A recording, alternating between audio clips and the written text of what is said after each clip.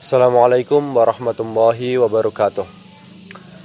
Innal hamdalillah nahmaduhu wa nasta'inuhu wa nastaghfiruhu wa na'udzu billahi min shururi anfusina wa min sayyiati a'malina.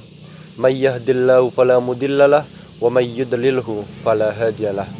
Asyhadu an la ilaha illallah wa asyhadu anna Muhammadan abduhu wa rasuluh. Amma ba'd.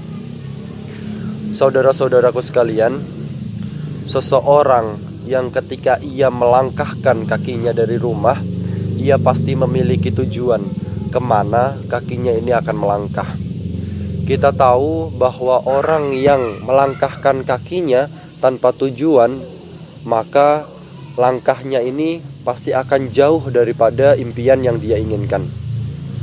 Orang yang tidak memiliki tujuan dalam hidupnya, maka dia akan merasakan banyak sekali kesesatan. Dia akan banyak sekali menyimpang dari jalan yang sebenarnya.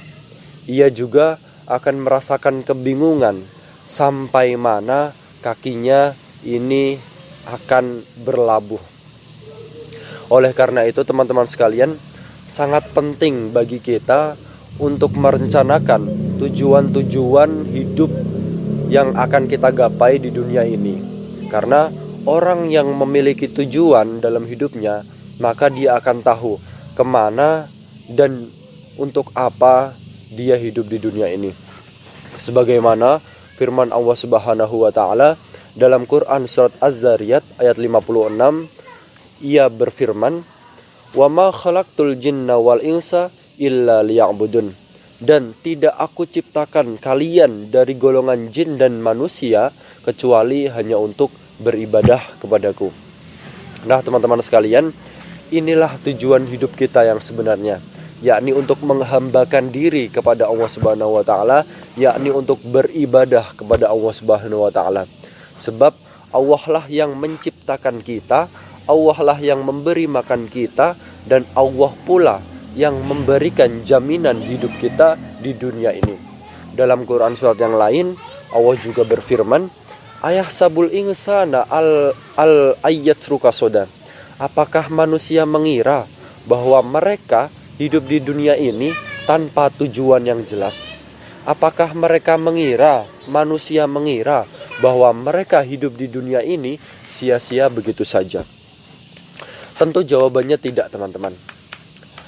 Manusia bukan sebagaimana binatang. Mereka yang hidup, bekerja, makan, minum, bersenang-senang, dan melampiaskan syahwatnya, kemudian mati begitu saja, tentu tidak, teman-teman. Manusia lebih mulia daripada itu semua. Manusia Allah ciptakan dengan hikmah yang sangat mulia, yakni untuk beribadah kepada Allah Subhanahu wa ta'ala. Dan dengan rahmat Allah itulah Allah memberitahukan kepada manusia tentang tujuan hidup manusia yang sebenarnya. Allah juga memberitahu rambu-rambu atau peraturan dengan apa dan manusia itu beribadah kepadanya. Syekhul Islam At-Tamimi berkata, "Inna Allaha khalaqona wa razaqona wa lam yatrukna hamalan." Dan sesungguhnya Allah lah yang menciptakan kita, Allah lah yang memberi makan kita, Allah lah yang memberi rizki kepada kita, dan tentu Allah tidak akan meninggalkan atau menghamparkan hambanya begitu saja hidup di dunia ini. Bal arsala ilaina rasulan. Akan tetapi Allah telah mengutus seorang utusan, seorang rasul untuk kalian manusia sekalian jadikan sebagai suri tauladan. Faman ata'ahu dakhalal jannah wa man aswahu dakhalan nar.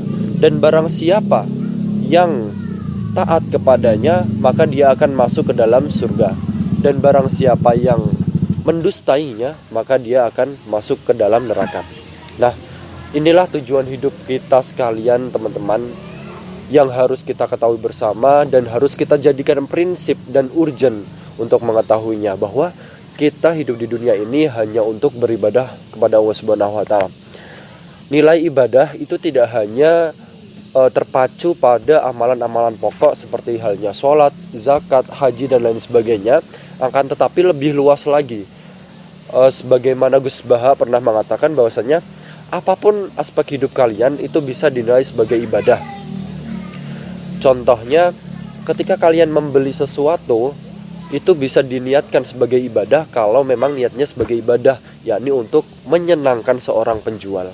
Nah, itu teman-teman hal yang urgent yang harus kita ketahui bersama. Mungkin itu yang dapat saya sampaikan, kurang lebihnya mohon maaf. Aku qauli hadza wa akhiru da'wana alhamdulillahirabbil alamin. Assalamualaikum warahmatullahi wabarakatuh.